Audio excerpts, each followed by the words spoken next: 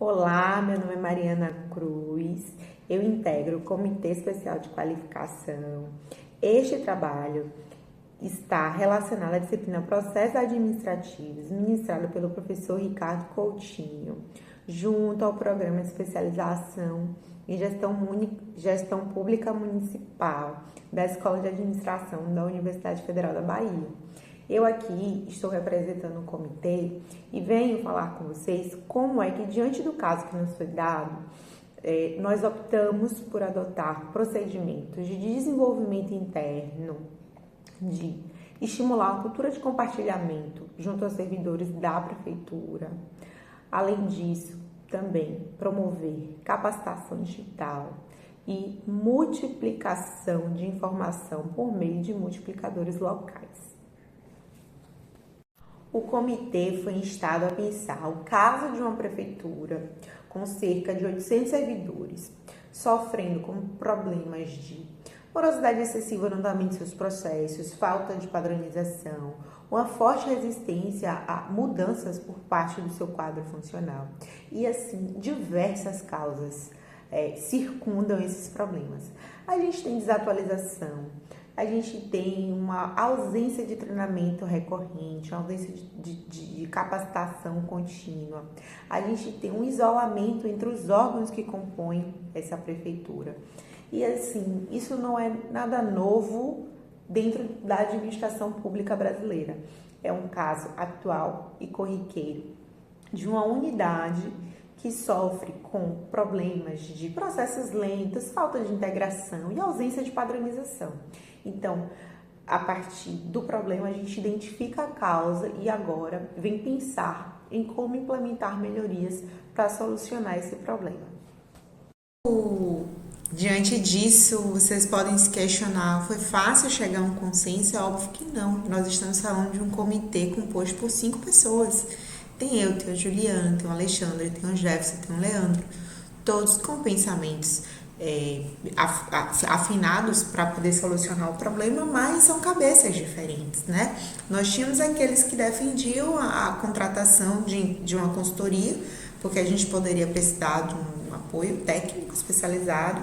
Outros defendiam ali um alinhamento com a capacitação digital. Só que, diante do problema posto e diante das opiniões divergentes, nós acabamos por nos alicerçar na ciência e, após refletir sobre os escritos de Mendonça, que foi publicado em 2014, nós identificamos que a causa principal está ali relacionada a uma cultura organizacional, a problemas alinhados à cultura organizacional e não apenas a questões técnicas, né? Diante disso, nós acabamos optando por atacar essas causas estruturais vinculadas a uma falta de padronização, a uma desatualização e a um isolamento institucional. Pensem vocês que não foi fácil. Diversos fatores foram ponderados e sopesados no alinhar desta decisão.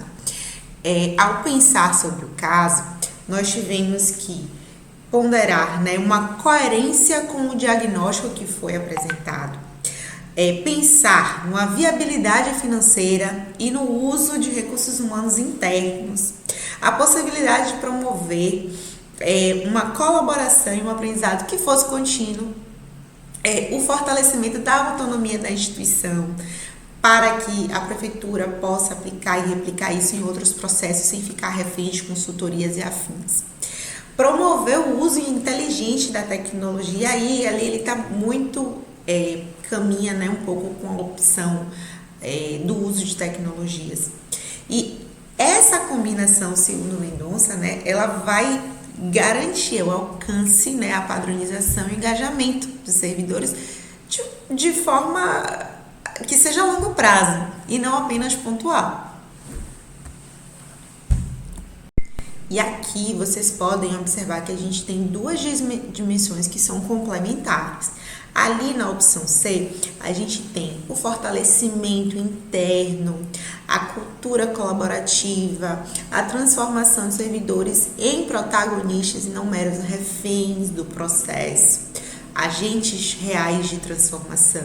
E nós também temos a opção A, que está muito relacionada a cultura e aprendizado por meio de tecnologias, a padronização, a ampliação e difusão dos materiais que são criados e a replicação de forma posterior.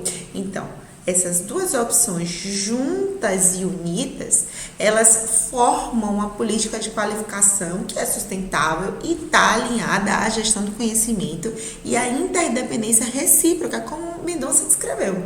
Então, diante disso, o comitê senta, pensa essas duas opções, alinha e cria uma estratégia única. A escolha da opção C também ela está alinhada a fatores internos. Pensando, né, como a gente permite a interdependência desta prefeitura.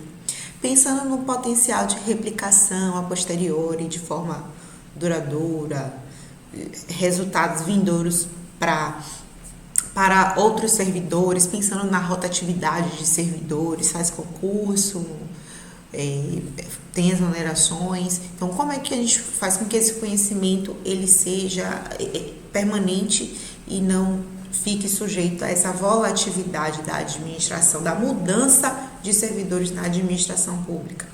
Então, a opção C, ela vem alinhada a isso, né? Essa promoção de mudanças de forma mais gradual, mais profunda, mais permanente, dentro da estrutura mesmo da administração. E a opção A, ali alinhada à tecnologia, ela garante essa estabilidade e atualização constante. A gente não fica desatualizado, a gente tem ali a promoção de constantes atualizações conforme muda a legislação, conforme tem um procedimento adotado em uma determinada secretaria, nós fazemos um benchmark com esta prefeitura. Então, assim, essa decisão, ela está em constância com a ideia de uma gestão pública que deve estar constantemente atualizada, em aprendizado contínuo, como defende Abruzzo. E o debate? O debater com outra equipe foi fundamental para a gente chegar a essa conclusão. A gente sabe que existiam aqueles que estavam ali afincos com a contratação da consultoria, visando resultados rápidos, resultados técnicos, né, opiniões técnicas, ou aqueles que estavam ali ávidos pelo uso de tecnologias por conta de suas diversas benesses já aqui defendidas, mas a sustentabilidade da gestão pública requer a aplicação de um tripé. Esse tripé envolve equilibrar a eficiência com custo e com aprendizado institucional. É o alinhamento desses três que permite que a gente faça uma mudança real, duradoura e aproveitável para todos os entes, especialmente para os servidores da instituição. Então, Abruzzo defende isso, que o avanço da gestão pública ele depende da combinação entre racionalidade técnica e participação social. Sem isso, a gente não conseguiria obter o resultado esperado. Mais uma vez aqui eu venho destacar que o problema aqui analisado, ele não está isolado e perdido no mundo da administração pública. É de fato um problema recorrente e habitual em outras unidades da organização.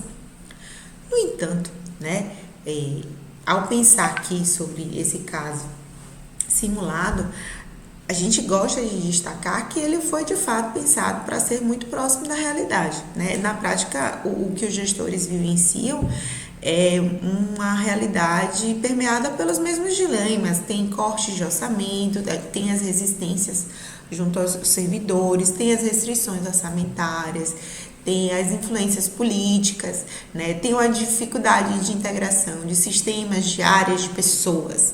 Então, assim, essa realidade, ela se torna muito habitual, apesar de ser um caso fictício, mas na realidade vivenciada por nós aqui, os gestores públicos estaduais, municipais, federais.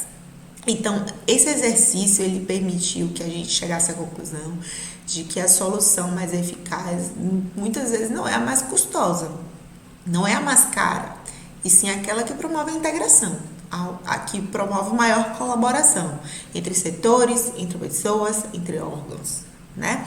Então, assim, isso só reforça uma tese defendida por Paula de que a nova gestão pública ela é orientada por valores éticos, de cooperação e de inovação. Então, afinal, o comitê espera que essa estratégia, que a prefeitura, ao adotar essa estratégia, obtenha ganhos administrativos e humanos, né? Ganhos os mais diversos.